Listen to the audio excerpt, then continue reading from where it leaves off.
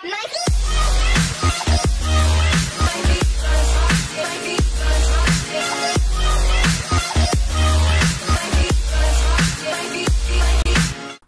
guys, what is up? RTR here, and today, like I said, for 30 likes, I'm going to be showing you guys how to gen walls. So, how to make cobble walls pretty simply and easily.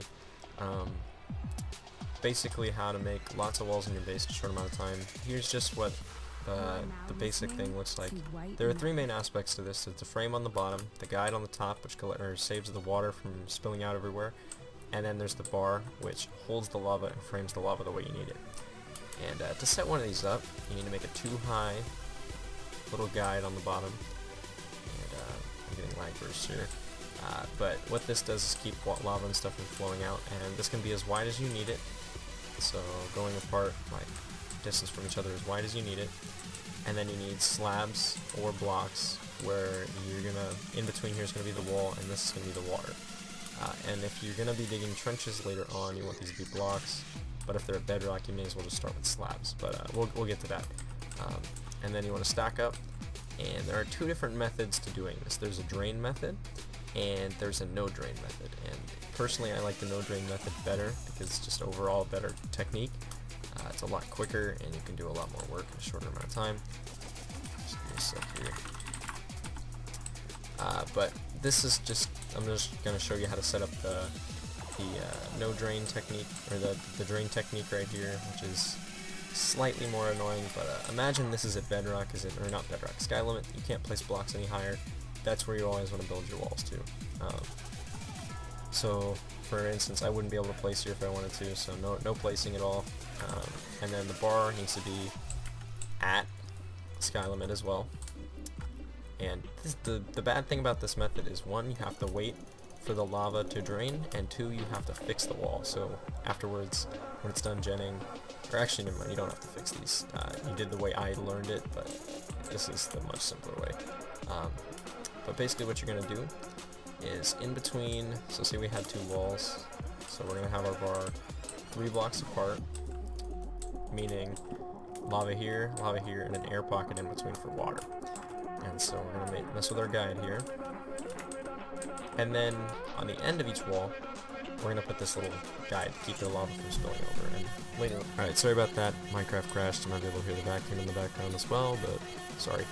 Anyway, like I was saying, these blocks here catch the lava, and later on allow you to pour water in between, and they keep the lava from spilling out. So we'll show you that later when I actually start genning the different techniques. But I'm going to go over here to show. So here we have a wider version, and basically there's these blocks to catch, and please don't crash again. And then there's these catwalks. And in order to build these walls, you're going to run up and down the catwalks, placing lava underneath. And this is the old technique. I don't think many factions use it anymore. This is how I originally did walls in Controller. It takes forever. So this technique isn't a very good one in my opinion. But you can see the lava comes down in a 3-thick little bundle. And the reason that we have this 3-thick is so when the walls are genning,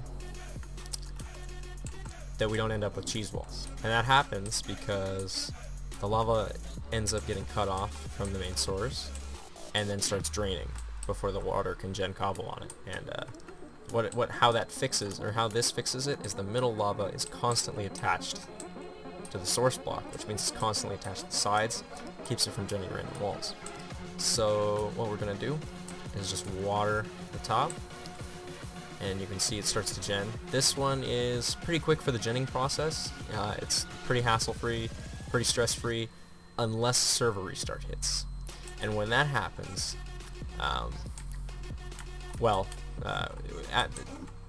as long as you don't, so when the walls are done genning, you need to remove this, and all the lava turns to obsidian, and this starts draining. Where the problem comes in is when the server restarts, occasionally these will turn into source blocks, or they'll stop flowing. And when that happens, you have to come back in and you have to block update. And that gets particularly annoying. I actually screwed up the gen because I left the catwalk in. You have to remember to remove that, or it gets really messy.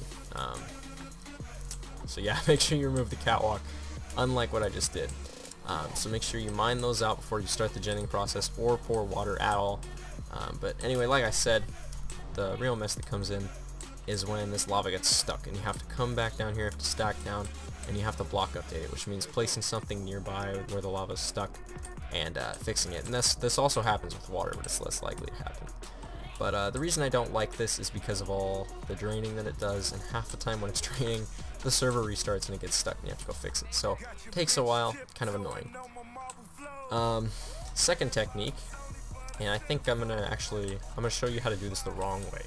So here it's pretty simple. You just run backwards, placing your lava. So you'll get on here, place, and I did this wrong, so I'm actually gonna drain this. So that was the wrong way. You don't want to do it like that. You want to make sure you place your guides on the walls, and this is just like the other one, except for they're on top. So you run back, and this needs to be 2 blocks below sky limit, your lava, so the bar needs to be exactly where it is. This is sky limit right here, as in we cannot place blocks, but we can place liquids. And this will become important in a few minutes. But basically how this works is just run backwards, placing your lava, the guide catches, and there is an important reason for this block, so do not forget that block, like I did. But once that lava touches down, or before that lava touches down, also make sure to put this over the top, and we'll see why here in a sec. And it actually doesn't need to be placed there, so we'll just leave that the way it is, and that'll become apparent in a little bit. But you do need to leave that little nub on the end, because the nub prevents an issue that may happen. But as soon as this is done and the lava looks to have touched down, we want to wait for a server restart, or if we knew one was just happened, we can go ahead. But you need to make sure the server is not going to restart while you're doing this, so give yourself at least an hour and a half, because this can take a long time depending on how far you're genning walls. And I just screwed it up, so I'm going to actually show you how to gen these walls incorrectly, and that's by just going across sideways like this, and it'll become apparent why this is a bad idea in a second. So we hear the sizzling, obviously, but you'll notice this just genned a ton of holes.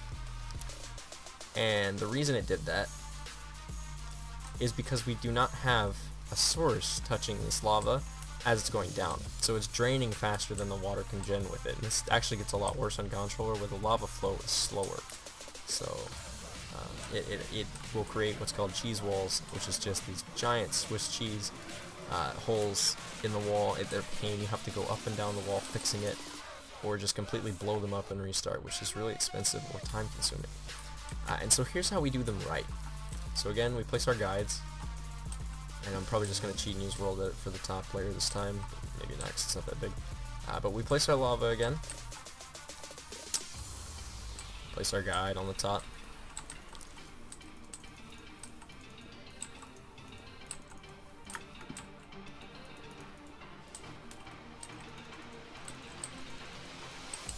almost done.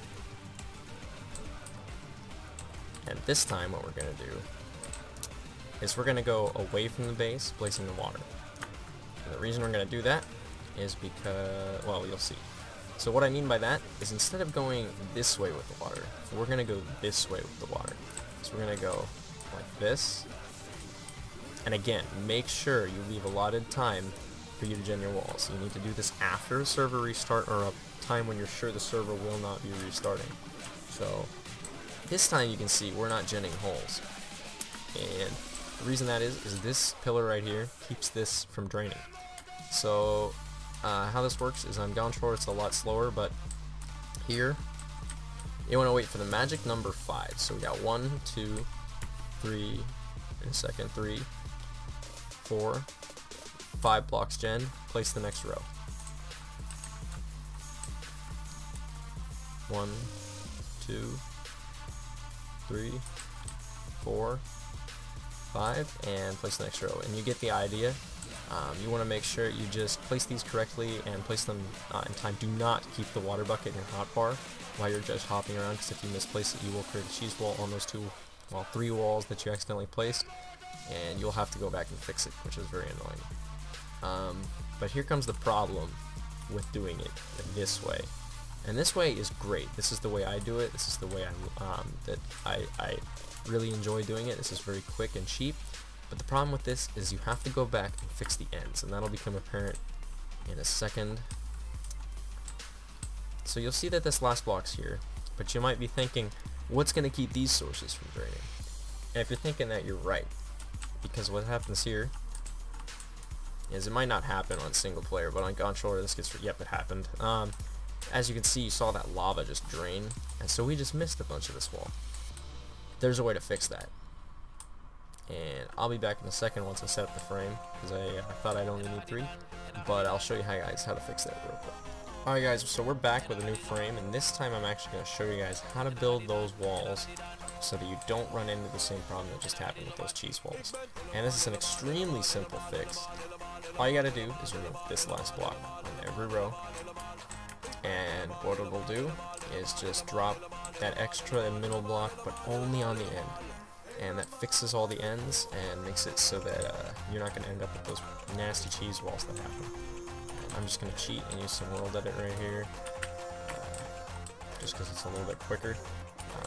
And again, we're at sky limit right here, so this last block that's being placed is at sky limit. This saves you time, and it keeps your walls on the high point where you want them. And this time around you're going to do the same thing.